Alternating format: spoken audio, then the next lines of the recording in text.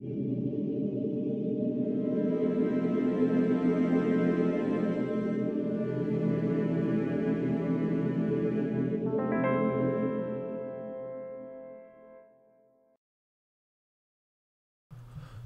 tout le monde, c'est Jordan sur TutoDraw et on se retrouve pour un second épisode de comment dessiner. Cette fois-ci, on va voir un peu plus de choses que le précédent, puisqu'on a déjà parlé de la perspective dans un paysage. On va voir ce que ça donne sur les dessins en général. Mais pour commencer, je vais vous montrer comment je crée un personnage de A à Z. Quelles sont les étapes de fabrication, qu'il soit réaliste, ou que ce soit un personnage animé, manga ou autre. On peut se baser sur des proportions universelles. Et ces proportions-là vont servir à créer des personnages humanoïdes, même s'ils sont un peu tirés de l'imaginaire, tels que les elfes ou les nains, sont proportionnés de la même façon. Vous connaissez sans doute le mannequin en bois articulable. Je pense que ça peut être très utile pour se repérer. J'ai vu qu'il y en avait de plusieurs tailles aussi en magasin. Mais bon, j'en ai pas, ça pourrait me servir, mais bon, c'est pas grave. On va fonctionner un peu pareil en dessinant la structure de notre héros. Pour ma part, je commence toujours par la tête. Je fais un trait 2 fois plus grand allant vers le bas. Il y aura le cou et le torse. Alors, je laisse un peu d'espace justement pour le cou et je place une sorte de triangle. C'est le torse justement. On peut faire ça pour tous les personnages qu'on souhaite créer. Ça marchera toujours. Une fois le torse placé, le bout se termine au milieu du trait qu'on a fait, du trait vertical. Et on va faire les articulations principales, donc les épaules en contact avec le torse, les coudes, le bassin qui part en pointe. A savoir que la pointe c'est pile poil le milieu de la hauteur du bonhomme, c'est donc la moitié. Ensuite les genoux et les pieds. On relie tout ça par des traits, comme la tête qui est reliée au torse par un petit trait qui est le cou en fait. Alors bien évidemment, on peut plier les articulations pour donner l'allure qu'on veut à notre personnage, le mouvement qu'il effectue, la position dans laquelle il se trouve.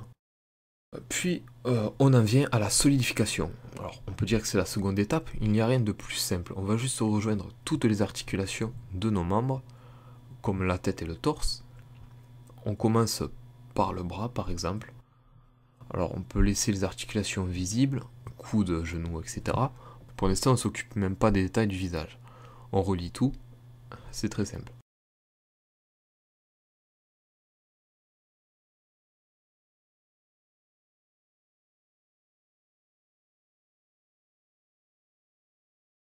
L'étape est terminée, il nous reste encore une dernière étape. Sûrement celle qui demande le plus de temps. Alors on va faire les détails du corps. Dans ce cas, on efface les traits de jointure du départ. On affine les détails sur les mains, les pieds, la poitrine, les genoux et les coudes. Tenez, pour une fois, je vais vous montrer comment je donne vie à un personnage en utilisant un matériel différent. Alors vous pouvez le faire chez vous si vous avez une tablette graphique, autrement on peut utiliser de la peinture. Mais avec la peinture, pour faire les couleurs, c'est beaucoup plus long, c'est sûr. Par exemple, prenons ce personnage, on veut lui donner un aspect manga détaillé. On peut aussi tout simplement continuer le dessin de façon traditionnelle. D'ailleurs, vous le verrez sur un tutoriel manga que je ferai très bientôt sur la chaîne. En fait, je vais reprendre ce dessin, sauf que je le continuerai sur feuille. Enfin, pour l'instant, on est sur The Gimp, un logiciel de dessin gratuit. Prenez en photo votre esquisse, ensuite ouvrez la photo avec le logiciel. Et maintenant, on fait ce que l'on veut. En prenant notre temps, on peut vraiment avoir de beaux résultats. Là, par exemple, je vais affiner les mains et déposer de la couleur un peu partout que j'estomperai avec l'outil Estompe. Comme sur le papier, on va ancrer les contours. Donc repasser tous les contours de notre personnage avec du foncé. Je le fais rapidement, ensuite je commence à estomper et donner des détails à notre visage, des couleurs aux yeux, des reflets. On peut donner du volume en éclaircissant, de la profondeur en assombrissant. Un dessin comme ça peut prendre quelques minutes, comme quelques heures. Bon là il n'y a pas beaucoup de détails, je pense que j'ai quand même mis plus d'une heure. Je n'avais rien pour m'inspirer, je m'amuserai à le terminer une autre fois. Je crois que je vais lui laisser les cheveux argentés comme ça sera mon personnage de marque. Bon, on a déjà parlé un petit moment, mais c'est pas fini. Alors, sur ce dessin, il y a une certaine perspective, plus principalement sur les jambes. Elle est assez visible, notre jambe gauche semble plus proche donc elle sera plus grande. Et ça, on le fait surtout lorsqu'on fait l'esquisse du début. Je vous rappelle comment fonctionne la perspective avec ce petit croquis un peu grossier, mais c'est juste un principe. Comme tout à l'heure, on va commencer notre personnage par la tête, le cou, le torse, les épaules. Mais cette fois, on va faire attention à la perspective. On va ajouter un point, et ce point, ce sera par exemple le bout d'une allée. Et si on veut respecter le principe de la perspective, je vais dire ce mot 200 fois, s'il le faut, eh bien on va rentrer dans son jeu. On va tracer quelques droites à partir du point. Plus on s'approche du point, plus les membres et articulations vont rétrécir. Car c'est la distance qui entre en compte. Mais si on fait l'inverse et qu'on s'en éloigne, nos articulations vont paraître plus imposantes. Et tout ça, ça dépend d'une seule chose, c'est le point. Car si on déplace, d'ailleurs si on déplace le point, parce qu'on peut le déplacer, on peut le mettre ailleurs, tout est différent, l'angle de vue sera pas le même, et on pourra toujours retracer des droites à partir de ce point pour que ça fonctionne. Bref, dans d'autres épisodes, on parlera de la perspective multiple, j'appelle ça comme ça, parce que je connais pas son véritable nom, mais peu importe. Ce qui change, c'est le nombre de points. On peut faire des profondeurs sur différentes zones dans un dessin. Alors je me suis amusé à dessiner un petit vaisseau, pas un vaisseau sanguin, un vaisseau à Star Wars, cette fois avec mon ordi pour montrer que là aussi j'utilise la perspective. Je n'ai pas placé de points, en fait je l'avais imaginé, alors j'ai tracé plusieurs lignes qui pourraient se rejoindre à ce point imaginaire, donc justement je vais mettre un petit point avec mon logiciel pour que vous compreniez. Pour ce type de dessin, l'esquisse est primordiale. C'est vraiment très important de faire une très bonne base pour notre concept et ensuite on jouera sur les volumes et les ombres ainsi que les couleurs. On peut créer, comme ça on peut créer des concepts complètement fous. Hein. Juste en traçant des lignes et des cercles, on peut avoir quelque chose de vraiment sympathique. Mais enfin on verra ça une autre fois, ça dépasse un peu les bases je pense, mais ce modèle, bon, il n'est pas très intéressant. J'en proposerai quelques-uns, mais on verra les séries. Bon, on va changer de sujet. En fait, non, on va un peu continuer sur la création d'un personnage, puisque c'est le sujet principal de cette vidéo.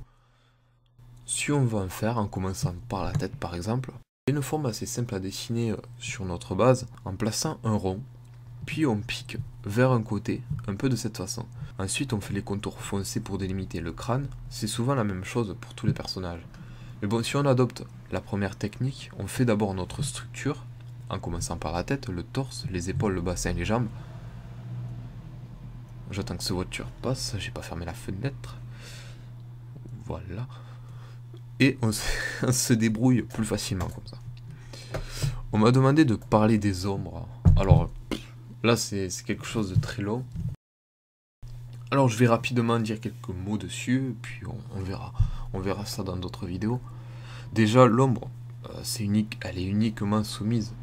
La voiture revient, attendez. Attends, le mieux c'est que je ferme la fenêtre. Voilà, je ferme la fenêtre. Alors déjà l'ombre est uniquement soumise par la lumière. À ne pas confondre avec ce qui est sombre. Sur les visages, en général, la lumière elle est plus puissante d'un côté que l'autre. Après, tout dépend d'où provient la source. Ça vous simplifie le dessin lorsqu'on veut le reproduire. Si la lumière vient de gauche, par exemple, mais c'est beaucoup plus simple de faire un portrait que si la lumière vient de face. En fait, personnellement, je trouve que c'est plus simple. Alors, sur un portrait réaliste, les contours du visage ne doivent pas exister. En fait, c'est uniquement la couleur ou l'ombre qui apparaîtra. On peut faire un dessin sans utiliser de contours, mais en se contentant de faire apparaître des formes juste avec des ombres et des teintes. Là par exemple, je ne fais aucun contour, uniquement des traits verticaux avec un stylo. L'ombre sera concentrée à droite. C'est la variation entre l'ombre et la lumière qui donnera un volume. Et si la peau d'un portrait semble très claire à certains endroits, ce ne sont que les reflets de la source de la lumière. En fait, c'est des reflets. Voilà. La peau, elle reflète pas beaucoup, mais elle reflète ce qu'elle reflète, c'est-à-dire ce qu'on perçoit. Et je pense que les reflets, c'est la clé du réalisme, tout simplement.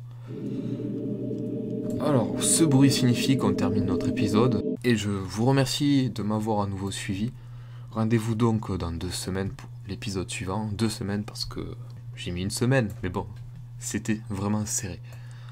Alors n'hésitez pas à vous abonner à ma chaîne pour suivre mes vidéos, liker, commenter, ça me ferait vraiment plaisir. Après il y a aussi le dislike, j'apprécie vraiment. Je plaisante, mais vous avez le droit de ne pas aimer. Enfin voilà, je vous souhaite une très bonne journée et à bientôt, j'espère.